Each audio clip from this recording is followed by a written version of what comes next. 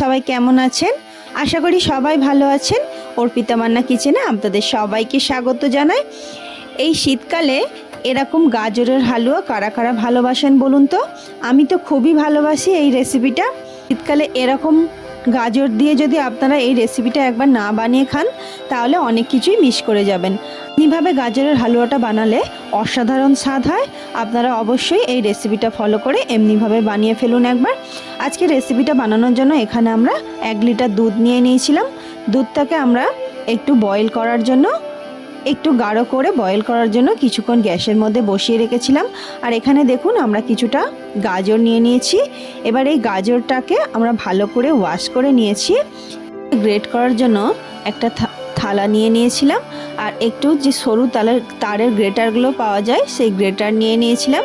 এই গ্রেটারের সাহায্যে করলে কি হয়, গাজরটা খুব প্লেন পাতলা পাতলা হয়, পাতলা গ্রেড হয় আর খুব তাড়াতাড়ি সিদ্ধ হয় আর খেতেও খুবই ভালো লাগে।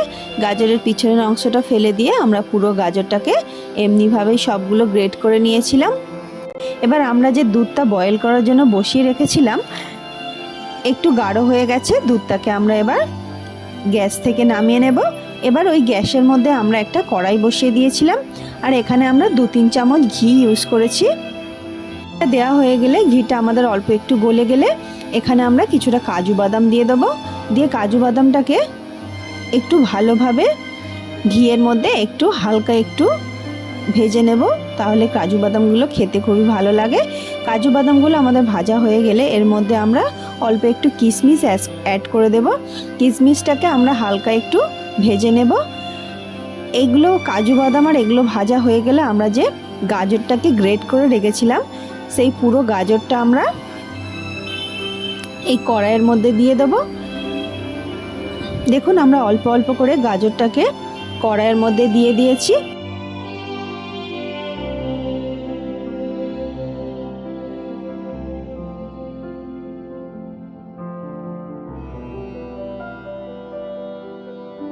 কড়াইয়ের মধ্যে দেওয়া হয়ে গেলে এই গাজরটা আমরা অল্প একটু ভেজে নেব, বেশি ভাজার দরকার নেই।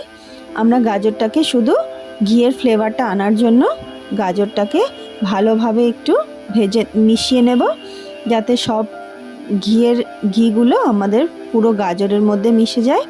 দেখুন আমরা গ্যাসের ফ্লেমটা লো রেখেই এটাকে হালকা হালকা করে একটু নেড়ে নিয়েছিলাম। বেশি ভাজলে গাজরটা শক্ত হয়ে যায়, বেশি আমরা ভাজবো না, শুধু অল্প একটু নেড়ে চেড়ে এটাকে ভেজে নেব। দেখুন আমরা ভালোভাবে এটাকে মিশিয়ে নিয়েছি। আমাদের এটা মিশিয়ে নেওয়া হয়ে গেলে আমরা এর মধ্যে যে দুধটা ভালোভাবে ঘন করে ফুটিয়ে রেখেছিলাম সেই দুধটা আমরা এখানে দিয়ে দেবো। পরিমাণ মতো দুধ এখানে আমরা দিয়ে দেবো। দিয়ে আমরা গাজরটাকে ভালোভাবে দুধের মধ্যে মিশিয়ে দেব, যাতে আমাদের গাজরটা পুরো দুধের মধ্যে ভালোভাবে মিশে যায়। দেখুন আমরা অল্প একটু দুধ দিয়ে প্রথমে গাজরটাকে মিশিয়ে নিয়েছি। আমাদের মেশানো হয়ে গেলে এখানে আমরা স্বাদ মতো একটু মিষ্টিটা ব্যালেন্স করার জন্য অল্প একটু, দেখবেন নুন না দিলে মিষ্টির মধ্যে ভালো লাগে না, তার জন্য আমরা সামান্য একটু নুন দিয়ে দিয়েছিলাম। আমাদের নুনটা দেয়া হয়ে গেলে এখানে আমরা নুনটা ভালোভাবে মিশিয়ে নেব।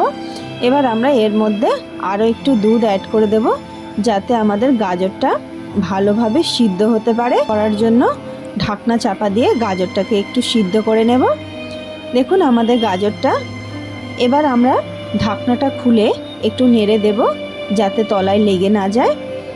তলায় লেগে গেলে খাবারটা খেতে ভালো লাগে না একদম। দেখুন আমরা গাজরটাকে কিছুক্ষণ সিদ্ধ করার জন্য ঢাকনা বন্ধ করে রেখে দিয়েছিলাম। এবার কিছুক্ষণ পরে আমরা ঢাকনাটা খুলে এটাকে আমরা একটু স্পুনের সাহায্যে অল্প একটু তুলে এটাকে আমরা হাতের সাহায্যে প্রেস করে দেখে নেব যে আমাদের গাজরটা সিদ্ধ হয়ে গেছে কিনা। এটা খুব সহজেই আর খুব তাড়াতাড়ি সিদ্ধ হয়ে যায়, বেশি সময় লাগে না। যেহেতু আমরা পাতলা পাতলা করে গ্রেট করেছিলাম, এটা হতে বেশি সময় লাগবে না, আপনারা খুব তাড়াতাড়ি এটাকে বানিয়ে ফেলতে পারবেন।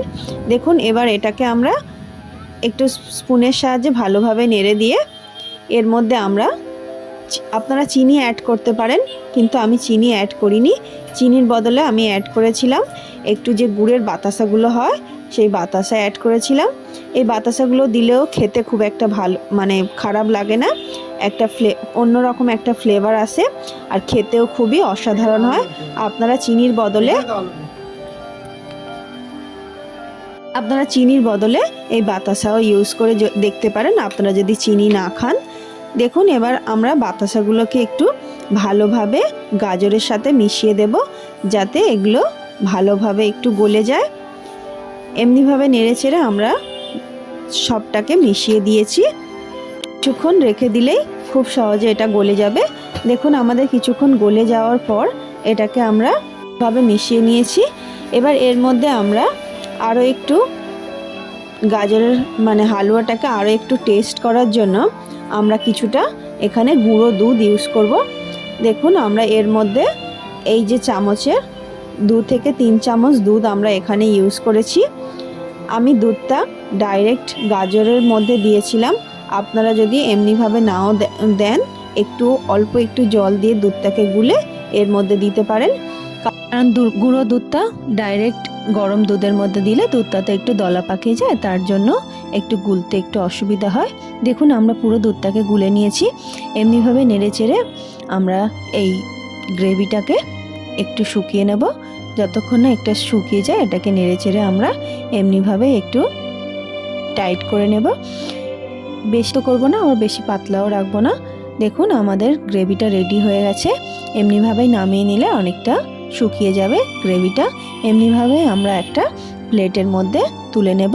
আপনারা যদি পাতলা পাতলা রাখতে চান বা পাতলা পাতলা পছন্দ করেন তাহলে একটু পাতলা দুধ দিয়ে এটাকে পাতলা পাতলা রাখতে পারেন। আমি এটাকে একটু গ্রেভিটা শুকনো করেছিলাম একটু সুন্দর দেখানোর জন্য। দেখুন এমনিভাবে আমরা তুলে নিয়েছি। এবার এখানে আমরা কিছুটা নানান রকমের ড্রাই ফ্রুটস কেটে নিয়েছিলাম। এখন এটাকে আমরা একটা প্লেটের মধ্যে তুলে নিয়েছি। তুলে নিয়ে একটা হাতার সাহায্যে এটাকে আমরা প্লেটের মধ্যে একটু সমানভাবে চারিপাশটা সমান করে নিয়েছি যাতে দেখতে একটু সুন্দর লাগে। এবার এখানে আমরা একটু ডিফারেন্ট ড্রাই ফ্রুটস নিয়েছিলাম, সেই ড্রাই ফ্রুটসগুলোকে আমরা উপর দিয়ে একটু সাজিয়ে দেব। এখানে নিয়েছিলাম কাজু, একটু চেরি, একটু কিশমিশ, একটু পামকিন সিডস, একটু ব্লুবেরি। এগুলোকে দিলে খেতে আরও সুন্দর লাগে। আপনারা আপনাদের পছন্দ মতো ড্রাই ফ্রুটস এখানে ইউজ করতে পারেন। দেখুন আমরা সব ড্রাই ফ্রুটসগুলোকে এখানে সাজিয়ে দিয়েছি। আর দেখুন দেখতে কতটা লোভনীয় হয়েছে আর খেতেও অসাধারণ হয়েছিল। আপনারা অবশ্যই একবার এই শীতকালে এই রেসিপিটা অবশ্যই বাড়িতে একবার ট্রাই করবেন। এতক্ষণ আমার রেসিপিটা দেখার জন্য আপনাদের অনেক অনেক ধন্যবাদ। আর আমার রেসিপিটা যদি আজকের আপনাদের ভালো লেগে থাকে আমার চ্যানেলটিকে লাইক শেয়ার সাবস্ক্রাইব করে আমার পাশে থাকবেন। খুব সহজেই এটাকে বাড়িতে বানিয়ে ফেলতে পারবেন কোনো রকম ঝামেলা ছাড়াই। আর এটাকে যে কোনো দিন যে কোনো সময় এটাকে বানিয়ে ফেলতে পারবেন। এতটাই লোভনীয় হয় যে আপনারা একবার না বানালে বুঝতে পারবেন না। ধন্যবাদ সবাইকে।